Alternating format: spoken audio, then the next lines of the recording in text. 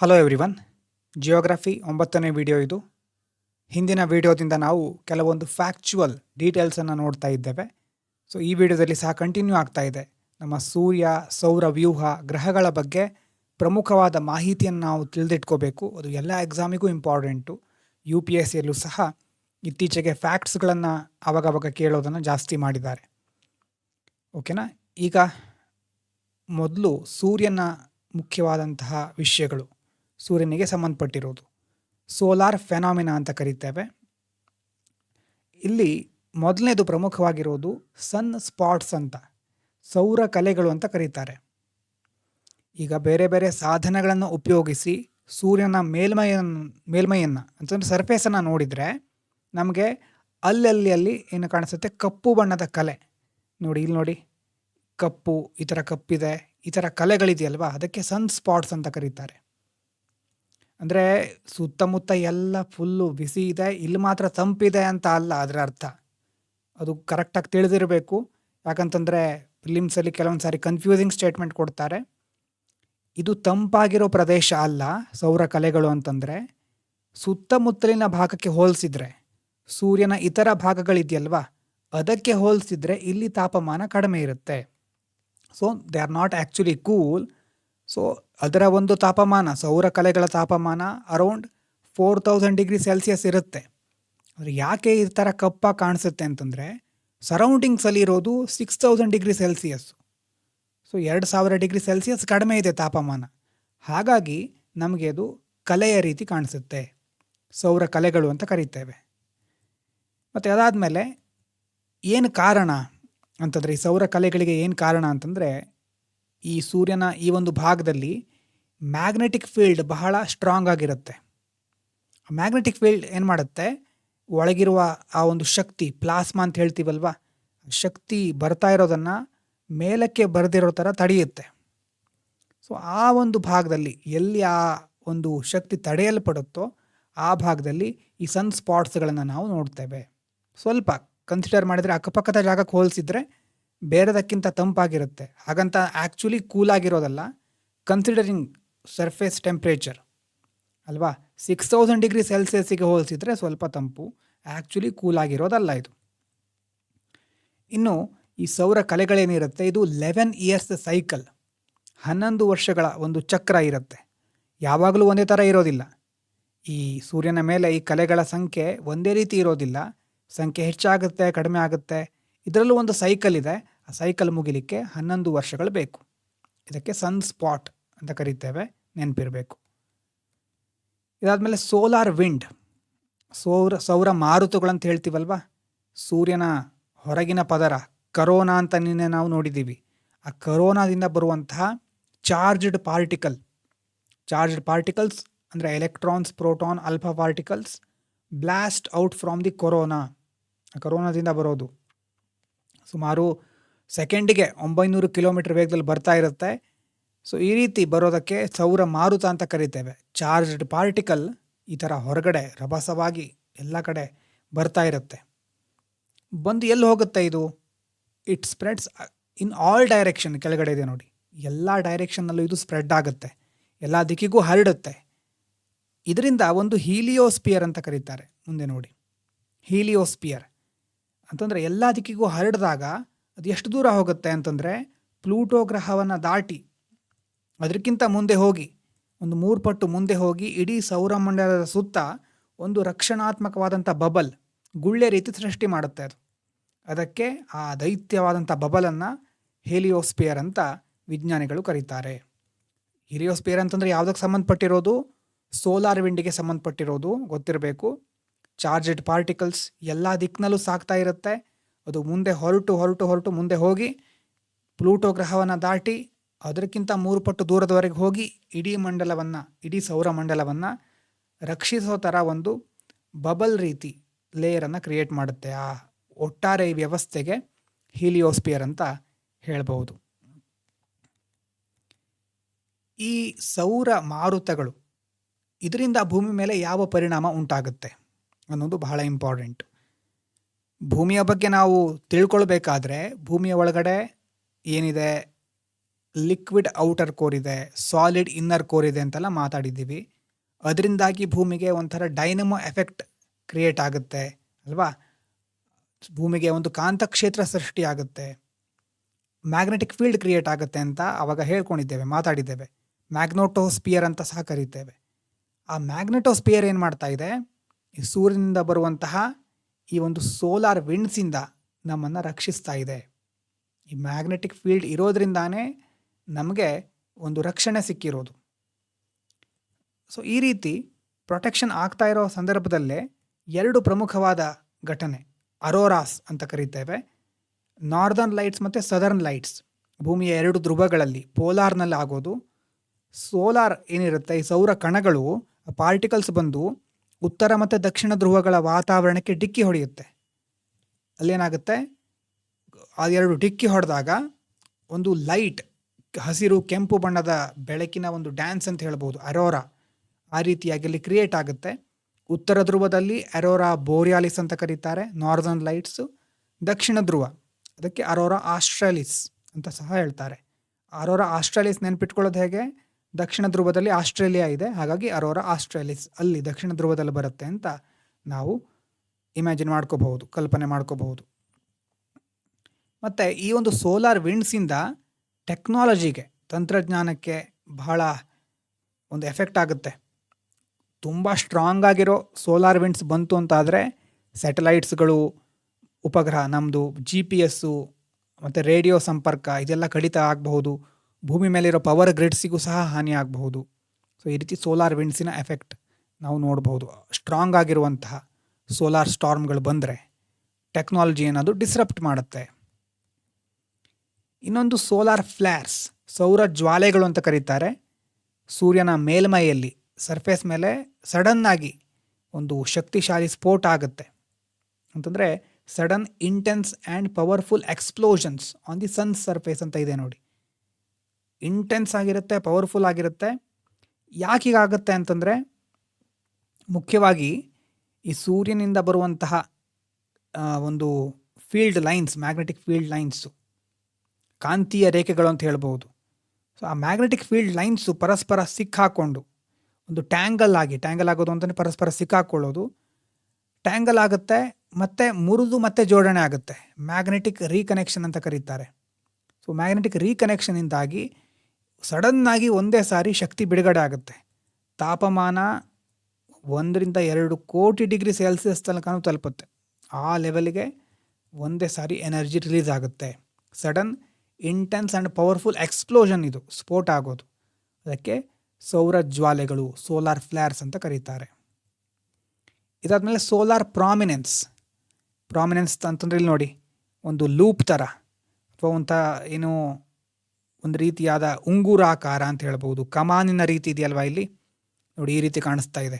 Looks like a big handle or loop on the sun ಅಂತ ಹೇಳ್ತಾರೆ.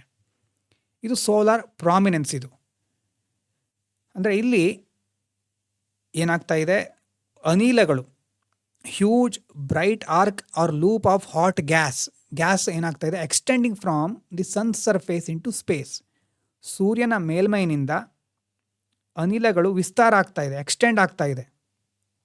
ಆ extend ಆಗುವಾಗ ಆಗುವಂಥ ರಚನೆ ಇದು. ವಿಸ್ತರಿಸಬೇಕಾದ್ರೆ ಒಂಥರ ಕಮಾನಿನ ರೀತಿ, ಆರ್ಚ್ ಅಥವಾ ಲೂಪ್ ಥರ ಒಂದು ಕಾಣಿಸುತ್ತೆ ಆ ಒಂದು ಅನಿಲದ ರಚನೆ. ಸೊ ಇದು ದಿನಗಟ್ಟಲೆ ಇರಬಹುದು, can last for days or even months, ತಿಂಗಳಗಟ್ಟಲೆ ಸಹ ಇರಬಹುದು. ಸೋಲಾರ್ ಪ್ರಾಮಿನೆನ್ಸ್ ಅಂತ ಕರೀತಾರೆ. ಇದಾದಮೇಲೆ ಸೂರ್ಯನಿಗೆ ಸಂಬಂಧಪಟ್ಟ ಹಾಗೆ ಪ್ರಮುಖ ವಿಷಯಗಳನ್ನು ನೋಡಾಯಿತು. ಇನ್ನು ಗ್ರಹಗಳ ಸುದ್ದಿಗೆ ಬಂದರೆ, ಈಗ ಪ್ಲಾನೆಟ್ಸ್ ಅಂತಂದ್ರೆ ನೋಡಿ, ಲಾರ್ಜ್ ರೌಂಡ್ ಸೆಲೆಸ್ಟಿಯಲ್ ಬಾಡೀಸ್. ಆದರೆ ಕಣ್ಣಿಗೆ ಕಾಣೋದನ್ನೆಲ್ಲ ಪ್ರತಿಯೊಂದು ವಸ್ತುವನ್ನು ಗ್ರಹ ಅಂತ ಕರೀಲಿಕ್ಕೆ ಸಾಧ್ಯ ಇಲ್ಲ. ಗ್ರಹ ಅಂತಂದರೆ ಅದಕ್ಕೆ ಸ್ವಂತ ಬೆಳಕಿರಬಾರ್ದು. ನೋಡಿ, have no light of their own and reflect the sun's light. ಸ್ವಂತ ಬೆಳಕಿಲ್ಲ, ಸೂರ್ಯನ ಬೆಳಕನ್ನು ಪ್ರತಿಫಲಿಸ್ತಾ ಇರುತ್ತೆ, ರಿಫ್ಲೆಕ್ಟ್ ಮಾಡ್ತಾ ಇರುತ್ತೆ. ಲಾರ್ಜ್ ರೌಂಡ್ ಸೆಲೆಸ್ಟಿಯಲ್ ಬಾಡೀಸ್ಗಳಾಗಿರಬೇಕು ಅದು, ಆವಾಗ ಅದಕ್ಕೆ ಪ್ಲಾನೆಟ್ ಅಂತ ಕರಿತೇವೆ. ಇನ್ನೂ ಬೇರೆ ಬೇರೆ ನಿಯಮಗಳಿದೆ. ಗ್ರಹ ಅಂತ ಕರಿಬೇಕು ಅಂತಾದರೆ ಡೆಫಿನೇಷನ್ ಇಷ್ಟು. ಅದ್ರ ಜೊತೆ ಮುಂದೆ ನೋಡೋಣ. ನಮ್ಮ ಸೌರವ್ಯೂಹದಲ್ಲಿ ನೋಡಿ ಯಾವ್ಯಾವ ಗ್ರಹಗಳಿದೆ: Mercury, Venus, Earth, Mars, Jupiter, Saturn, Uranus, Neptune. Order ಗೊತ್ತಿರಬಹುದು ಅಂತ ಅಂದ್ಕೊಳ್ತೇನೆ. ಇನ್ನು condition to be called a planet, IAU. IAU full form ಏನು ತಿಳ್ಕೊಂಡು ಕಮೆಂಟ್ ಮಾಡಿ ನೋಡೋಣ. IAU ಅಂತಂದ್ರೆ ಏನು ಅಂತ. ಅಂದರೆ ಈ ಕನ್ನಡದಲ್ಲಿ ಹೇಳೋದಾದರೆ ಅಂತಾರಾಷ್ಟ್ರೀಯ ಖಗೋಳ ಒಕ್ಕೂಟ, ಇಂಗ್ಲೀಷ್ನಲ್ಲಿ ಏನು ಅಂತ ತಿಳ್ಕೊಳ್ಳಿ.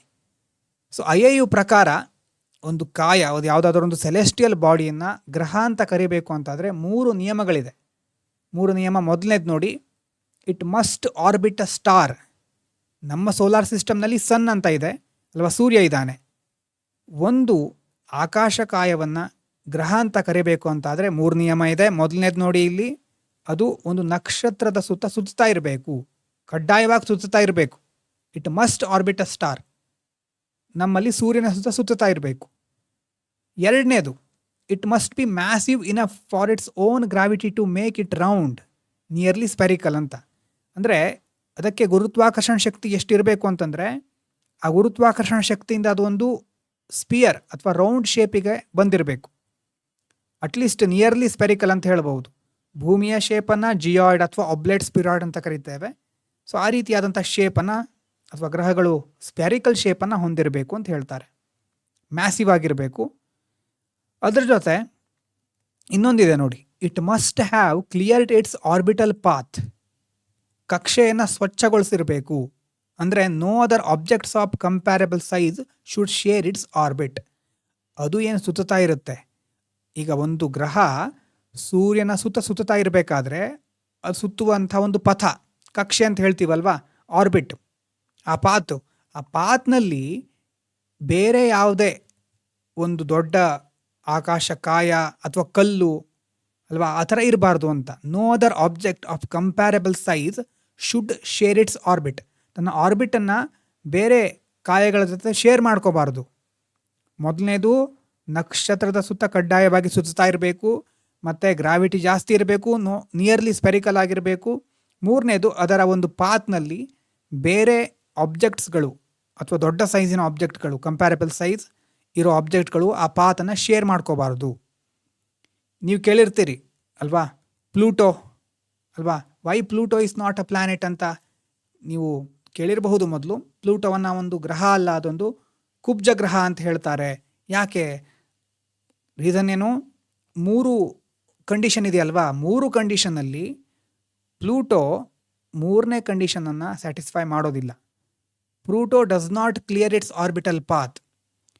ಆ 3ನೇ ನಿಯಮವನ್ನು ಪಾಲಿಸದೇ ಇರೋ ಕಾರಣಕ್ಕೋಸ್ಕರನೇ 2006ರಲ್ಲಿ ಪ್ಲೂಟೋವನ್ನು ಗ್ರಹಗಳ ಪಟ್ಟಿಯಿಂದ ತೆಗೆದುಹಾಕ್ತಾರೆ.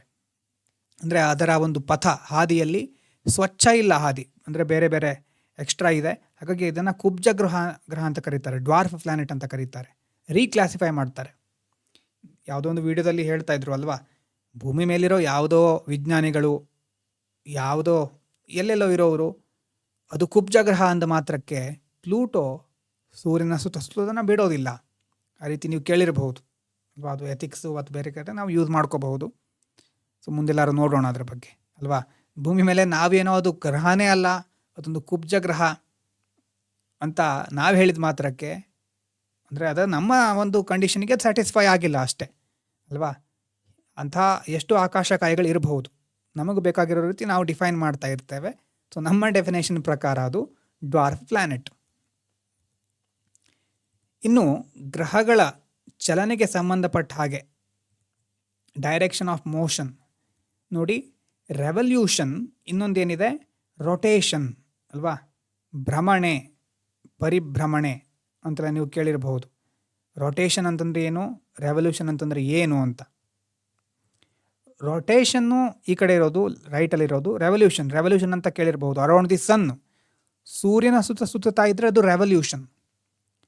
ನಮ್ಮ 8 ಪ್ಲ್ಯಾನೆಟ್ಗಳು revolve around the sun in elliptical orbit ಅಂತ ಇದೆ ನೋಡಿ. ಅದು ಸರ್ಕಲ್ ಅಲ್ಲ, ಅದು ಎಲಿಪ್ಸ್ ಅಂತಂದರೆ ಒಂಥರ ಈಗ ಅಂಡಾಕಾರ, ಮೊಟ್ಟೆಯ ಆಕಾರ ಅಂತ ಹೇಳ್ಬೋದು. ಆ ರೀತಿ ಅಂಡಾಕಾರದ ಕಕ್ಷೆ. ಅದು ಕೌಂಟರ್ ಕ್ಲಾಕ್ ವೈಸ್ನಲ್ಲಿ ವೆಸ್ಟ್ ಟು ಈಸ್ಟು ಸುತ್ತಾ ಇವೆ. ಅದು ರೆವಲ್ಯೂಷನ್ನು. ಸೂರ್ಯನ ಸುತ್ತೋದು ರೆವಲ್ಯೂಷನ್ನು. ಅದೇ ಅವರದ್ದೇ ಆದ ಅಕ್ಷದಲ್ಲಿ ಆನ್ ದೇರ್ ಓನ್ ಆಕ್ಸಿಸ್ ಅಲ್ಲಿ ಸುತ್ತೋದಕ್ಕೆ ರೊಟೇಷನ್ ಅಂತ ಕರೀತೇವೆ. Except Venus and Uranus, all planets rotate in the same direction as the revolution. Venus ಮತ್ತು ಯುರೇನಸನ್ನು ಬಿಟ್ಟರೆ ಬೇರೆ ಎಲ್ಲ ಗ್ರಹಗಳು ಯಾವ ರೀತಿ ರೆವಲ್ಯೂಷನ್ ಮಾಡುತ್ತೋ ಅದೇ ದಿಕ್ಕಿನಲ್ಲಿ ರೊಟೇಷನನ್ನು ಸಹ ಮಾಡುತ್ತೆ. ವೀನಸ್ ಯುರೇನಸ್ಸು ಯಾಕೆ ಚೇಂಜ್ ಇದೆ? ಅದರ ಬಗ್ಗೆ ಕೆಲವು ಸಿದ್ಧಾಂತಗಳಿದೆ. ಏನಂತಂದರೆ, ವೀನಸ್ಸು ಸಹ ಮೊದಲು ಇದೇ ರೀತಿ ತಿರುಗ್ತಾ ಇತ್ತು ಬೇರೆ ಗ್ರಹಗಳ ಥರನೇ. ಸೊ ಆವಾಗ ಬೇರೆ ಯಾವುದು ಆಕಾಶಕಾಯ ಬಂದು ಅದಕ್ಕೆ ಡಿಕ್ಕಿ ಹೊಡೆದಿರಬಹುದು. ಆ ಥರ ಹೊಡೆದಾಗ ಅದಕ್ಕೆ ಒಂದು ಸಾರಿ ಅದು ತನ್ನ ಮೂಮೆಂಟನ್ನು ಕಳ್ಕೊಂಡಿರಬಹುದು, ಅಥವಾ ಸೂರ್ಯನ ಗ್ರಾವಿಟಿ ಹೆಚ್ಚಾಗಿ ಒಂದು ಹಂತದಲ್ಲಿ ಅದು ಸ್ಟಕ್ ಆಗಿಬಿಡ್ಬಹುದು. ಸ್ಟಕ್ ಆಗೋದು ಅಂತಂದರೆ ಅಲ್ಲಿ ನಿಂತು ಬಿಡಬಹುದು, ಆಮೇಲೆ ಮತ್ತೆ ಸ್ಟಾರ್ಟ್ ಮಾಡಿರಬಹುದು. ಈ ಥರ ವಿಜ್ಞಾನಿಗಳು ಕಾರಣಗಳನ್ನು ಕೊಡ್ತಾರೆ. ಸೊ ಆ ಥರ ಆಗಿರಬಹುದು ಅಂತ ಸಿದ್ಧಾಂತಗಳಿದೆ ವೀನಸ್ ಯುರೇನಸ್ಸಿಗೆ ಸಂಬಂಧಪಟ್ಟ ಹಾಗೆ. ಸೊ ಹಾಗಾಗಿ ಅವು ಕೌಂಟರ್ ಕ್ಲಾಕ್ ವೈಸ್ನಲ್ಲಿ ಸುತ್ತಾ ಇವೆ ಅಲ್ವಾ. ಆಲ್ ಪ್ಲಾನೆಟ್ ಅಂತಂದರೆ ಮುಖ್ಯವಾಗಿ ನೋಡಿ, except Venus and Uranus, all planets rotate in the same direction as the revolution. ಅದು ಗೊತ್ತಿರಲಿ. ವೀನಸ್ ಯುರೇನಸ್ ಎಕ್ಸೆಪ್ಷನ್ ಅದಕ್ಕೆ. ಇನ್ನು ಗ್ರಹಗಳ ಚಲನೆಗೆ ಸಂಬಂಧಪಟ್ಟ ಹಾಗೆ ನೀವು ನೋಡಿರಬಹುದು, ಈ ಒಂದು ಕೆಪ್ಲರ್ಸ್ ಲಾಸ್ ಅಂತ ಕರೀತಾರೆ, ಪ್ಲಾನೆಟರಿ ಮೋಷನ್. ಗ್ರಹಗಳ ಚಲನೆಯ ಕೆಪ್ಲರ್ ನಿಯಮಗಳು ಅಂತ ಹೇಳ್ತಾರೆ. ಗ್ರಹಗಳು ಬಾಹ್ಯಾಕಾಶದಲ್ಲಿ ಹೇಗೆ ಚಲಿಸುತ್ತೆ ಅಂತ ಜರ್ಮನಿಯ ವಿಜ್ಞಾನಿ ಜೊಹಾನ್ಸ್ ಕೆಪ್ಲರ್ ಅವರು 3 ನಿಯಮವನ್ನು ಕೊಟ್ಟಿದ್ದಾರೆ. ಫಿಲಿಮ್ಸಲ್ಲಿ ಸ್ಟೇಟ್ಮೆಂಟ್ ಬರಬಹುದು. ಮೊದಲನೇದು ಲಾ ಆಫ್ ಆರ್ಬಿಟ್ಸ್, ಆಮೇಲೆ ಲಾ ಆಫ್ ಏರಿಯಾಸ್, ಆಮೇಲೆ law of periods. Law of orbits ಅಂತಂದರೆ ನೋಡಿ, ಇಮೇಜ್ ನೋಡಿ ಮೊದಲು. ಗ್ರಹಗಳು ಹೇಗಿದೆ, ಸೂರ್ಯನ ಸುತ್ತಾ ಇದೆ.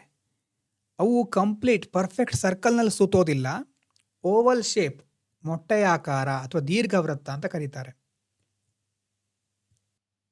ಅಂದರೆ ಈ ಓವಲ್ ಶೇಪಲ್ಲಿ ಒಂದೇ ಸೆಂಟ್ರ್ ಇರೋದಿಲ್ಲ, 2 ಫೋಕಸ್ ಅಂತ ಹೇಳ್ತಾರೆ. 2 ಕೇಂದ್ರ ಬಿಂದು ಅಂತ ಇರುತ್ತೆ. ಅದರಲ್ಲಿ ಒಂದು ಕೇಂದ್ರ ಬಿಂದುವಿನಲ್ಲಿ ಸ್ವಲ್ಪ ಪಕ್ಕಕ್ಕೆ ಸೂರ್ಯ ಇರ್ತಾನೆ.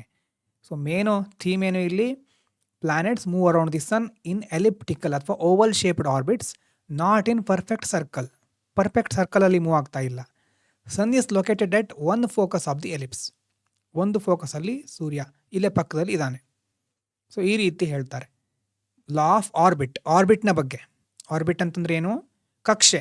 ಯಾವ ರೀತಿ ಕಕ್ಷೆ ಇದೆ ಅಂತ ಮೊದಲನೇ ನಿಯಮ. ಕಕ್ಷೆ ಹೇಗಿದೆ, ಓವಲ್ ಶೇಪ್ಡ್, ಓವಲ್, ಎಲಿಪ್ಟಿಕಲ್ ಅಂತ ಸಹ ಹೇಳ್ಬೋದು. ಇನ್ನು ಲಾ ಆಫ್ ಏರಿಯಾಸ್ ಅಂತಂದರೆ ಇಲ್ಲಿ ನೋಡಿ ಇಮೇಜು, ಅಂದರೆ ವಿಸ್ತೀರ್ಣ, ಏರಿಯಾದ ಬಗ್ಗೆ ಹೇಳ್ತಾ ಇದ್ದಾರೆ. ಅಂದರೆ ಒಂದು ಗ್ರಹ, ಇಲ್ಲಿ ಸ್ವಲ್ಪ ಮ್ಯಾಥಮೆಟಿಕಲಿ ಹೇಳೋದು, line joining a planet and sun sweeps out equal areas in equal times. Mathematically ಹೇಳ್ತಾ ಇರೋದು ಅವರು. ಆದರೆ ಸರಳವಾಗಿ ಹೇಳಬೇಕು ಅಂತಂದರೆ, ಒಂದು ಗ್ರಹ ಸೂರ್ಯನಿಗೆ ಹತ್ತಿರ ಬಂದಾಗ ವೇಗವಾಗಿ ಚಲಿಸುತ್ತೆ, ಸೂರ್ಯನಿಂದ ದೂರ ಇದ್ದಾಗ ನಿಧಾನವಾಗಿ ಚಲಿಸುತ್ತೆ. ಮ್ಯಾಥಮೆಟಿಕಲಿ ಆ ರೀತಿ ಎಕ್ಸ್ಪ್ಲನೇಷನ್ ಇದೆ. Planet moves fastest when it closest to the sun and slowest when it is farthest. So ಇದು 2ನೇ ನಿಯಮ.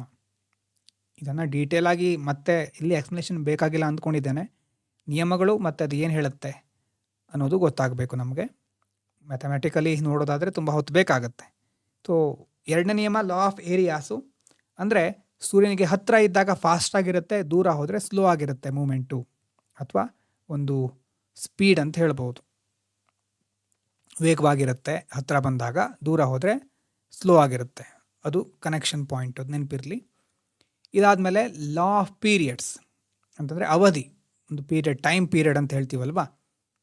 ಅಂತಂದರೆ ಮ್ಯಾಥಮೆಟಿಕಲಿ ನೋಡಿ, the square of a planet's orbital period, time taken to complete one revolution, proportional to the cube of its average distance from the sun. Mathematically formula ಇದೆ, ಆದರೆ ನಮಗೆ ಮುಖ್ಯವಾಗಿ ಅದು ಏನು ಹೇಳುತ್ತೆ ಅಂತ ಗೊತ್ತಿರಬೇಕು. ಸಿಂಪಲ್ ಮೀನಿಂಗ್ ಏನು, planets closer to the sun complete their orbit faster. ಸೂರ್ಯನಿಗೆ ಹತ್ತಿರ ಇರುವಂಥ ಗ್ರಹಗಳು ಬೇಗನೆ ಸುತ್ತು ಮುಗಿಸುತ್ತೆ, ಅವುಗಳ ವರ್ಷ ಚಿಕ್ಕದಾಗಿರುತ್ತೆ. ಸೂರ್ಯನ ಸುತ್ತುವಂಥ ಅವಧಿ ಬೇಗ ಸುತ್ತು ಮುಗಿಸುತ್ತೆ ಅವು ಅಲ್ವಾ, ಸೂರ್ಯನಿಗೆ ಹತ್ತಿರ ಇದ್ದಾವೆ. Planets farther from the sun take much longer ಅಲ್ವಾ. ದೂರವಿರುವ ಗ್ರಹಗಳು, ಸೂರ್ಯನಿಂದ ದೂರ ಇರುವಂಥ ಗ್ರಹಗಳು ಸೂರ್ಯನ ಸುತ್ತಲಿಕ್ಕೆ ಜಾಸ್ತಿ ಟೈಮ್ ತಗೊಳುತ್ತೆ. ಹೀಗಾದರೂ ನಮಗೆ ಒಂದು ಕಲ್ಪನೆ ಬರುತ್ತೆ ಅಲ್ವಾ. ಹತ್ತಿರ ಇದ್ದರೆ ಬೇಗ ಸುತ್ತಬಹುದು, ದೂರ ಇದ್ದರೆ ಟೈಮ್ ಬೇಕಾಗುತ್ತೆ. ಅದು ಲಾ ಆಫ್ ಪೀರಿಯಡ್. ನೋಡಿ, ಮರ್ಕ್ಯುರಿ, ವೀನಸ್ಸು, ಅರ್ತು, ಮಾರ್ಸು, ಇದಕ್ಕೆಲ್ಲ ನೋಡಿ ಎಷ್ಟು, ಮರ್ಕ್ಯುರಿಗೆ 88 ಡೇಸ್ ಸಾಕು, ವೀನಸ್ಸಿಗೆ 225, ಅರ್ತು 365, ಮಾರ್ಸಿಗೆ 687, ಅದು ಜುಪಿಟರ್ ಕಡೆ ಹೋದರೆ 11 ಇಯರ್ಸು. ನೋಡಿ, ಡೇಸ್ ಇರೋದು ಇಯರ್ಸ್ ಆಗಿಬಿಡ್ತು. ಸ್ಯಾಟರ್ನಿಗೆ 29.5 ವರ್ಷ, ಯುರೇನಸ್ಸಿಗೆ 84 ವರ್ಷ, ನೆಪ್ಚೂನಿಗೆ 165 165 ವರ್ಷ. ಸೊ ದೂರ ಹೋಗ್ತಾ ಇದ್ದ ಹಾಗೆ ಸೂರ್ಯನನ್ನು ಸುತ್ತಲಿಕ್ಕೆ ಜಾಸ್ತಿ ಟೈಮ್ ಬೇಕಾಗುತ್ತೆ. ಸೊ ಅದು 3ನೆಯ ನಿಯಮ. ಓಕೆನಾ? 3 ನಿಯಮಗಳನ್ನು, ಅದರ ಅರ್ಥವನ್ನು ತಿಳಿದಿಟ್ಕೊಳ್ಳಿ. ಮ್ಯಾಥಮೆಟಿಕಲ್ ಫಾರ್ಮುಲಾ ಹೆಚ್ಚಾಗಿ ಬೇಕಾಗೋದಿಲ್ಲ. ಎಸ್, ಇದಿಷ್ಟು ಅರ್ಥ ಆಗಿರ್ಬೋದು ಅಂದ್ಕೊಳ್ತೇನೆ. ನಿಮ್ಮ ಅಭಿಪ್ರಾಯವನ್ನು ಕಮೆಂಟ್ ಮಾಡಿ, ಲೈಕ್ ಮಾಡಿ. ವಿಡಿಯೋ ಕಂಪ್ಲೀಟಾಗಿ ನೋಡಿದರೆ ಇದು G9 ಅಲ್ವಾ? G9 ಡನ್ ಅಥವಾ ಕಂಪ್ಲೀಟೆಡ್ ಅಂತ ಕಮೆಂಟ್ ಮಾಡಿ. Thank you so much.